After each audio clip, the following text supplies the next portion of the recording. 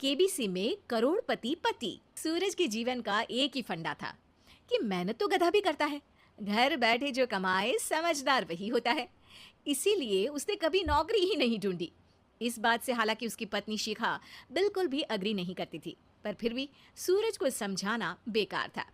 TV में कैसे बनोगे करोड़पति का ऐड देखकर उसे लगा कि बस अब तो घर बैठे ही वो करोड़पति बन सकता है, और उसके पीछे उसने अपने सारे सोर्सेस एक्टिव कर दिए। 2 हफ्ते में उसके कलीग के साले के पड़ोसी के बेटे का सोर्स निकलता है जो कि उसे शो में पहुंचा सकता है, और सूरज उससे मिलने चला जाता है। अच्छा, तो हमें मुकेश जी बता रहे थे कि आप हमें शो में पहुंचा सकते हैं। हाँ, उसमें कोई तकलीफ नहीं है। मैं कल अगर कोशिश करूँ तो इसी महीने में आपका नंबर आ जाएगा। अरे ये तो बहुत बढ़िया हो गया। अच्छा, वो सिलेबस और क्वेश्चन पेपर का कोई जुगाड़ है क्या? हैं? उसका तो कोई जुगाड़ नहीं है। तो वो वाकई में कुछ भी पूछ सकते हैं? हाँ, वो तो बच्चन जी पर है, जो पढ़ते हैं वो पूछ लेते हैं। पहली कोशिश फेल होने पर अब सूरज के सामने एक बहुत बड़ा सवाल था कि आखिर जवाब कहाँ से लाए। तब शिखा ने एक सजेशन दिया, क्यों ना सूरज अपने चचेरे भाई सुमित से मदद मांगे, जो कि यूपीएससी की तैयारी कर रहा था। हालांकि इतनी मेहनत करना सूरज को समझ में नहीं आता था, पर कोई और रास्ता ना मिलने पर वो आखिर सुमित से बात करता है। अरे सुमित, हमारा कैसे बनोगे करोड़पति के लिए सिलेक्शन होने वाला है। तुम हमें थोड़े चिट बनाने में मदद करोगे क्या?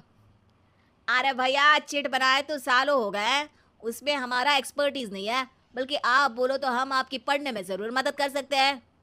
हट, कैसी अनाप शराब बातें कर रहा है तू। सूरज ने सुमित को मना तो कर दिया था, पर तैयारी करने के सिवाय कोई चारा उसे दिख भी नहीं रहा था। खासकर जब 12 के पेपर लीक करने के एक्सपर्ट शुक्ला जो भी हाथ जोड़ लेते हैं। आखिर सूरज को सुमित के पास जाना ही पड़ा, और उसने सुमित और शिखा से वादा किया कि वो बहुत मेहनत करेगा। 1 महीने की तैयारी के बाद फाइनल हुआ कि शो से 1 हफ्ते पहले एक ट्रायल खेला जाएगा, जहां पर सारे रिश्तेदार ऑडियंस की जगह पर होंगे और शिखा सवाल पूछेगी। दूर दराज से भी रिश्तेदार आकर हाजिर हो गए देखने कि आखिर कैसे बनेगा सुमित करोड़पति। सब कुछ सेट था, और इतने में सूरज आकर अपना स्पीच देता है। ये 1 महीना मेरे लिए आसान नहीं था, पर अपने भाई सुमित और अपनी पत्नी शिखा की मदद से मैं इतनी दूर पहुंच पाया हूँ। मेरे मम्मी पापा के आशीर्वाद ने भी बहुत साथ दिया है मेरा। मैं उम्मीद करता हूँ कि आज के शो में आप लोगों को बहुत मजा आएगा। साक्षी पहला सवाल पूछती है, और पूरे कमरे में सन्नाटा छा जाता है। इंडिया में कितने स्टेट्स हैं? 3, सॉलिड, लिक्विड और गैस। अरे रुकिए, तो ऑप्शंस तो देने दीजिए। इतने में 5वीं कक्षा का चिंटू बोल उठता है। अरे क्या मामा, आप तो पहले सवाल पर ही आउट हो गए।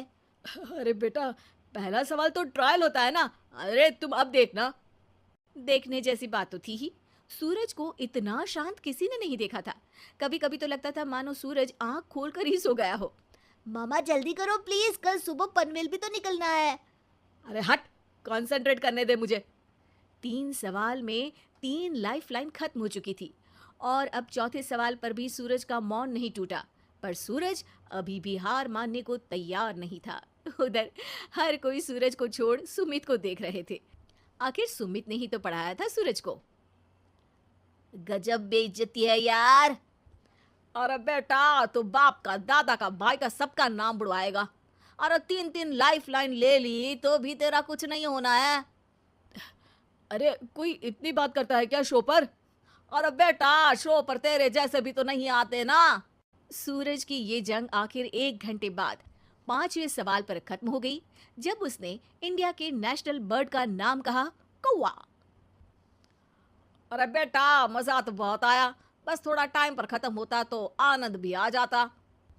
ताने बारिश के बूंदों की तरह बरस रहे थे, और सूरज को भी समझ आ रहा था कि ये करोड़पति बनना शायद उसके बस के बाहर की बात है।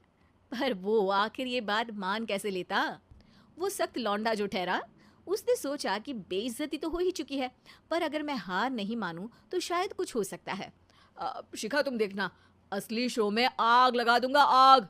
करोड़पति बनूंगा मैं। हाँ, सब्जियां खत्म हो गई है घर पे, ले आओ। पहले पति बन जाओ, फिर करोड़पति बनना। अरे गजब बेइज्जती है यार। बेटा, अभी तो घर पर ही हुई है, एक हफ्ते में तो तुम देश के सामने करवा कर आओगे। वैसे जब टीवी पर जाओ ना तो बस अपने मम्मी का ही नाम लेना, ठीक है? कोई पूछे तो बोलना कि पापा नहीं है मेरे। अरे पढ़ाई की, पेपर निकलवाए, इतने सारे लोगों को खाना खिलवाया, क्या फर्क पड़ा? इसीलिए मैं कहता हूँ कि मेहनत तो गधा भी करता है, घर बैठे जो कमाए वही सिकंदर। लेकिन मामा, गधे भी जानते हैं कि हमारा राष्ट्रीय पक्षी मोर है।